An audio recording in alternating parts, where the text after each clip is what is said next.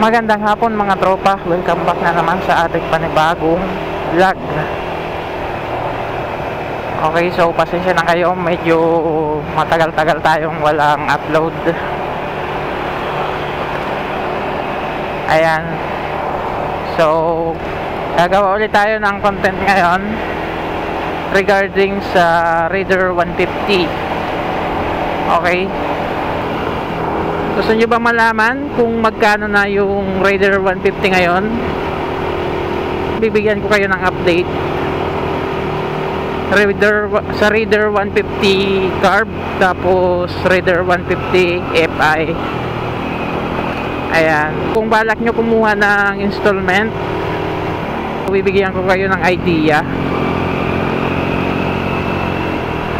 Ang kukunin natin na computation, 50,000 down payment. So yan ang kukunan natin ng computation ngayon sa Suzuki mismo. So, located ito sa Suzuki branch ng Quirino Highway, Novaliches, Quezon City. Ayan, samahan nyo ako mga tropa, let's go. Ayan mga tropa, nandito na nga tayo sa branch ng Suzuki dito sa Quirino Highway, Novaliches, Quezon City. Okay, ito pala yung mga available na unit nila. So itong red na to, yan yung mga bagong labas na model ngayong 2023. Okay, halos wala namang nagbago sa design. Ang binago lang nila yung decals, pero sa design ng wala namang pinagkaiba. Ayan mga tropa, so ang SRP pala ng unit na to nasa 106,900 na. Okay, yan po yung SRP ng Raider Carb ngayon. Ayan, napakaganda. Nung ginawa ko yung Raider 150 ko mga tropa, nasa 104,000 lang yun. Di katulad ngayon, tumaas na naman ng 2,000. Di ko alam sa ibang kasa kung magkano na. Ayan, at dito naman tayo sa Raider 150 FI. As you can see mga tropa, napakaangas ng forma talaga ng FI. So yun lang ang hindi ko kinaya sa price dahil napakataas. Di katulad ng carb, mababa lang kaysa FI, biruin mo malaki yung diferensya niya. Ang SRP pala ng unit na to mga tropa, nasa 119,900.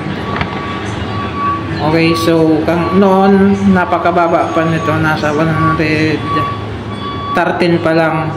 Ngayon ang laki na ng dinagdag. So yun mga tropa, ang pala nito, regular down payment ng Raider 150 carb natin, 8,500. Okay, kung kukunin mo siya ng 36 months or 3 years, ang magiging monthly mo dito 5,135. Ayan. Okay, so yung natin, yung Raider 150 FI, hindi natin nakuha na ng price list.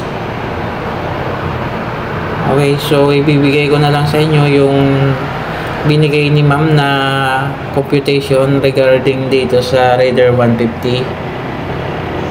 Down payment niya is 50,000 pesos.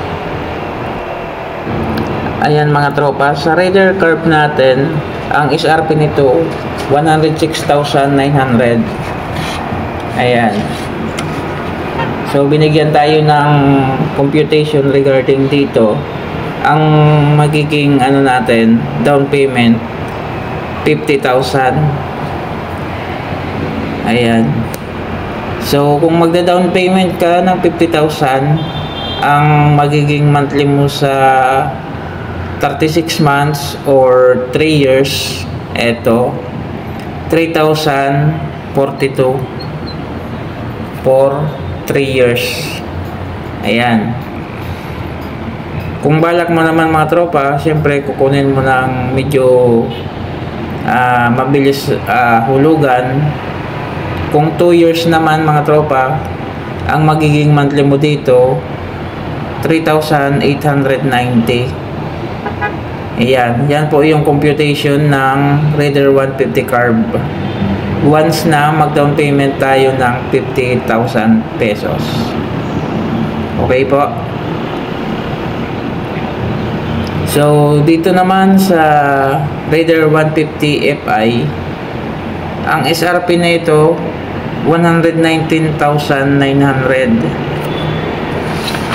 Sabi ko nga kanina mga tropa, yung pinaka-dealer nito is Suzuki mismo. Located ito sa Suzuki branch, Quirino Highway, Novaliches, Quezon City. So kung galing ka ng Mindanao Avenue, sa unahan lang siya ng SM Novaliches, bandang kaliwa. Okay, so sunod po siya sa sa hospital. Hindi ko siya matandaan kung anong pangalan ng hospital na yun. Okay, yun po yung exact location niya. Okay mga tropa, sa 50,000 na down payment sa Raider 150 Fi, kung kukunin mo siya ng 3 years, ang magiging monthly mo dito 3,791. Okay, so medyo mababa pa siya kasi nga 3 years. Pero kung kukunin mo siya ng 2 taon or 24 months, ito yung magiging monthly mo 4,847.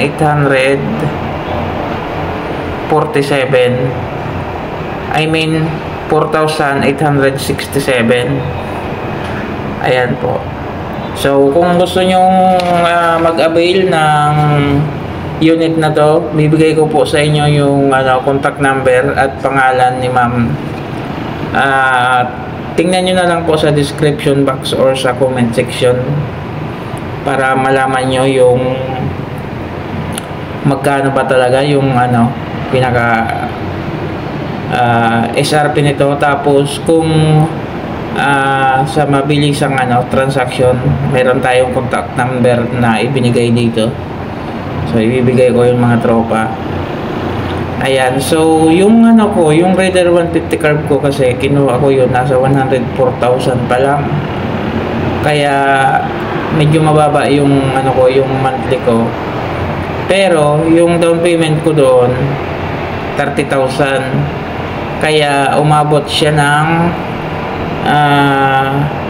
3,649 per month. Huhulugan ko siya mga tropa sa loob ng 3 years. Ayan, so medyo malaki yung tinubo sa atin pero wala tayong magagawa kasi nga kailangan natin ng service sa araw-araw papunta ng trabaho. Ayan, so kaya ginawa ko pala yung Raider carb kasi nga yun lang ang kinaya ng budget natin. Tapos sa monthly medyo mababa. Tapos yun nga ang sabi ko sa previous vlog ko dati, ang Raider carb hindi gaanong matakaw sa maintenance. So change oil mo lang yan, okay na. Di katulad ng Raider 150 Fi, once na magkaberya, hindi mo siya maayos ng ng mabilisan. Di katulad sa Fi, may tools ka lang, pwede mo nang mapaandar yung motor mo. Tsaka yung monthly ng Fi napakalaki, kaya hindi ko masyadong nagustuhan yung pricing niya. Kaya kung kumuha man ako ng unit na yon, hindi ko siguro matatapos yan. Baka mahatak lang sa akin kasi napakalaki yung monthly niya. Parang hindi ko kakayanin pag kinuha ko ng